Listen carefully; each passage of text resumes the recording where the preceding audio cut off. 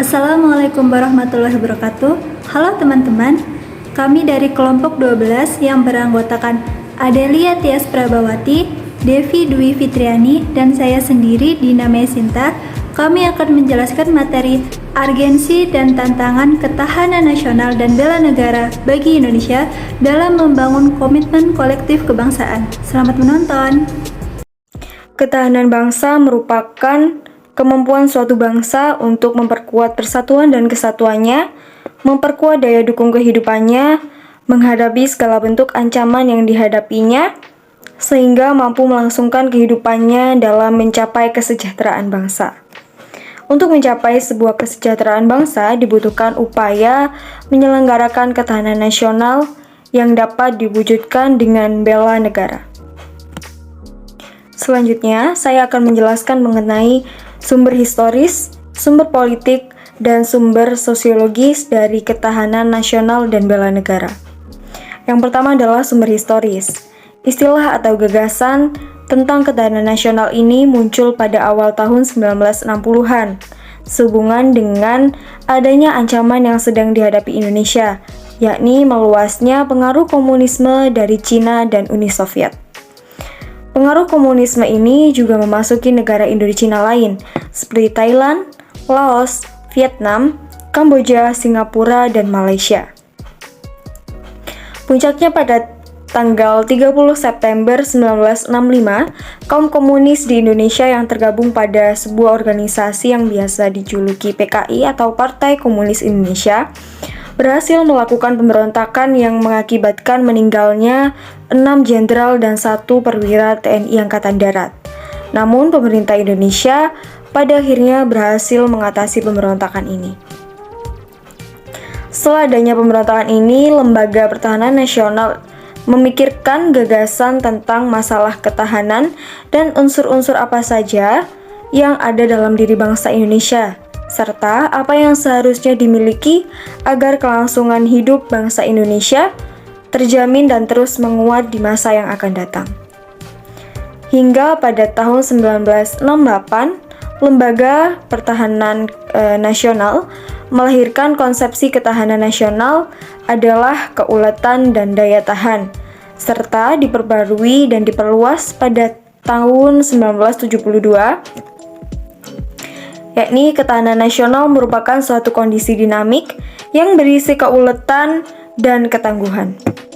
Pada akhirnya, tahun 1973, konsepsi ketahanan nasional ini resmi dimasukkan ke dalam GBHN yang dikenal dengan 3 wujud konsepsi nasional, 3 wujud konsepsi ketahanan nasional maksud saya, yakni ketahanan nasional sebagai metode, sebagai kondisi, dan sebagai doktrin dasar nasional. GBHN ini tertulis pada Ketetapan MPR nomor 4/MPR/1978. Selanjutnya saya akan menjelaskan mengenai sumber politik. Pada masa dewasa ini, ketahanan nasional sangat dipengaruhi oleh kondisi ketidakadilan yang menjadi musuh bersama.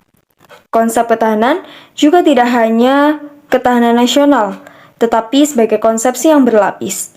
Adapun maksud dari ketahanan yang berlapis ini adalah ketahanan individu, ketahanan keluarga, ketahanan daerah, ketahanan regional, dan yang terakhir adalah ketahanan nasional.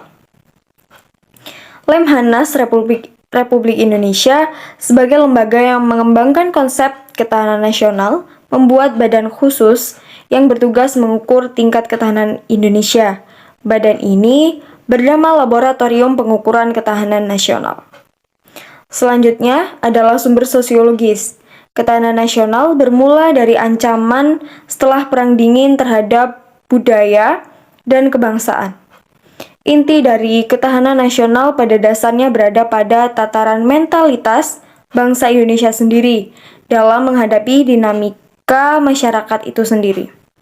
Ketahanan nasional tetap relevan sebagai kekuatan penangkalan dalam suasana sekarang maupun nanti. Sebab Ancaman setelah berakhirnya Perang Dingin lebih banyak bergeser ke arah non-fisik, antara lain budaya dan kebangsaan. Membangun argumen tentang dinamika dan tantangan ketahanan nasional dan bela negara. Ketahanan nasional Indonesia akan selalu menghadapi aneka tantangan dan ancaman yang terus berubah. Hingga saat ini, ketahanan nasional kita mampu menghadapi dinamika kehidupan berbangsa sampai tidak berujung pada kehancuran bangsa atau berakhirnya NKRI. Ketahanan nasional sebagai konsepsi saling berkaitan dipengaruhi oleh 8 gatra sebagai unsurnya, dan juga terdapat bela negara secara fisik maupun non-fisik. Astragatra sendiri terdiri dari 8 komponen. 8 komponen pada Astragatra terdiri dari Trigatra dan Pancagatra. Komponen penyusun dari Trigatra antara lain gatra letak geografi, gatra keadaan kekayaan sumber daya alam, dan juga gatra kekuatan penduduk. Sedangkan Pancagatra terdiri dari gatra ideologi, gatra politik, gatra ekonomi, gatra sosial budaya, dan juga gatra pertahanan dan keamanan. Bela negara secara fisik dapat dilakukan dengan menjadi anggota Tentara Nasional Indonesia dan pelatihan dasar kemiliteran. Sedangkan bela negara secara non-fisik dapat dilakukan dengan cara yang pertama mengikuti pendidikan kewarganegaraan baik melalui jalur formal maupun non-formal, melaksanakan kehidupan berdemokrasi dengan menghargai perbedaan pendapat dan tidak memaksakan kehendak dalam memecahkan masalah bersama. Ketiga, pengabdian yang tulus kepada lingkungan sekitar dengan menanam, memelihara, dan melestarikannya. Keempat, berkarya nyata untuk kemanusiaan demi memajukan bangsa dan negara. Kelima, berperan aktif dalam ikut menanggulangi ancaman, terutama ancaman non-militer, misalnya menjadi sukarelawan bencana banjir. Yang keenam, mengikuti kegiatan mental spiritual di kalangan masyarakat agar dapat menangkal pengaruh-pengaruh budaya asing yang tidak sesuai dengan norma-norma kehidupan bangsa Indonesia. Dan yang terakhir, membayar pajak dan retribusi yang berfungsi sebagai sumber pembiayaan negara untuk melaksanakan pembangunan. Selanjutnya akan dilanjutkan oleh rekan saya. Baik, untuk materi selanjutnya yaitu esensi dan argensi ketahanan nasional dan bela negara. Esensi dan argensi ketahanan nasional. Esensi dari ketahanan nasional pada hakikatnya adalah kemampuan yang dimiliki bangsa dan negara dalam menghadapi segala bentuk ancaman yang dewasa ini pada spektrumnya semakin luas dan kompleks. Hal yang menjadikan ketahanan nasional sebagai konsepsi khas bangsa Indonesia adalah pemikiran tentang Astagatra atau 8 unsur kekuatan bangsa. Pemikiran tentang Astagatra dikembangkan oleh Lemhanas atau Lembaga Ketahanan Nasional, bahwa kekuatan nasional Indonesia dipengaruhi oleh 8 unsur, terdiri dari 3 unsur alamiah atau Trigatra dan 5 unsur sosial atau Pancagatra, seperti yang telah disampaikan pada materi sebelumnya. Esensi dan argensi bela negara.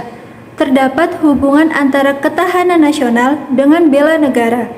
Bela negara merupakan perwujudan warga negara dalam upaya mempertahankan dan meningkatkan ketahanan nasional bangsa Indonesia.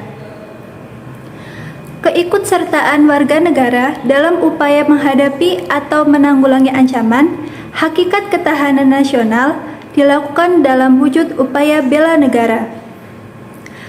Pada materi yang telah dijelaskan sebelumnya, bahwa bela negara mencakup pengertian bela negara secara fisik dan non-fisik. Esensi dan argensi ketahanan nasional dan bela negara adalah terlibatnya seluruh elemen bangsa dan negara dalam menghadapi beragam ancaman. Hal ini karena tanpa keterlibatan tersebut, negara akan kehilangan salah satu unsur pentingnya. Alasan lainnya adalah kerap kali ancaman yang datang justru menyasar setiap individu dari sebuah bangsa, bukan negara secara umum. Ancaman tersebut dapat berasal baik dari dalam maupun luar negeri. Untuk menghadapi hal ini, diperlukan suatu sistem pertahanan semesta yang unggul dan melibatkan seluruh elemen bangsa serta negara.